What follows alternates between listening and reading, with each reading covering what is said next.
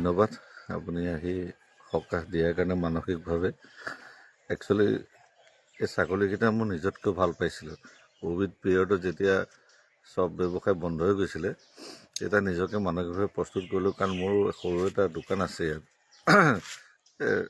জেগাও আছে। ছাগলী এজনী আনি এজনী ছাগলীৰ পৰা একো লোন নোলোৱাকৈ এটা আদৰ্শ হ'ব বোলো, 10জনে শিককো। মই তেনেকৈ ভাবি ধুনীয়াকৈ ঘৰ এটা বনাই পকাৰে কাঠেৰে চাইণ্টিফিকেলি ডক্তৰ ইয়ালৈ আহিয়ে থাকে। ছাগলী মই চব ইনজেকশ্যন দি ছাগলীখিনি পোহপাল কৰি এজনীৰ পৰা মই প্ৰায় 14-15টা প্ৰতি বছৰে মই 1-1.5 লাখ টকা ঘটি আছিলোঁ।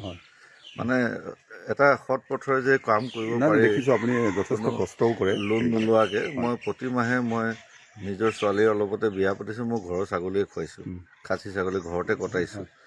তো গোটেই কথাবোৰ তেনেকুৱা, মানে এতিয়া সেই তেনেকৈ ব্যৱসায় যদি আমি স্বাৱলম্বী হৈ কোনো লোন চোন নোলোৱাকৈ কৰি এতিয়া আমাৰ সেইখিনি যদি সকাহ নাপায়, গোটেই এটা মনৰ আশা মোৰ সাকাৰ কৰি দিলে।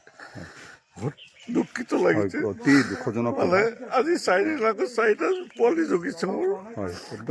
দুজনী গাভিনী ছাগলী মানে জ্বলি গৈছে, আৰ্থনাদত চিঞৰিছে। মই তাহাঁতক বচাব নোৱাৰিলোঁ, ওচৰৰ মানুহ দেখিছোঁ বচাব নোৱাৰিলে। তাতকৈ আৰু দুখৰ খবৰ কি আছে? তাকে মোৰ কাৰো প্ৰতি একো হেৰি নাই, কাৰো লগত মোৰ তেনেকুৱা শত্ৰুতাও নাই, কাকো ভবাও নাই, কিন্তু কি হৈছে মই নিজে ক'ব পৰা নাই। মানে আজি অলপ দিনৰ পৰা ফ্ৰিকুৱেণ্টলি এইবোৰ হৈ আছে, চুৰ ডকাইত। হয়তো ক'ৰবাত কেতিয়াবা নিউজত কোনোবাই সুধিছে, ক'ব লগা হৈছে থানাত যে এইবোৰ ড্ৰাগছ চ্ৰাগছ খাই আছে, ওচৰ পাঁজৰ বহুত এৰিয়াবোৰ বেয়া হৈছে, চাব অকণমান। সেইবোৰ ক'লে যদি কোনোবাই কিবা আশেষ লৈছে নাজানো আৰু।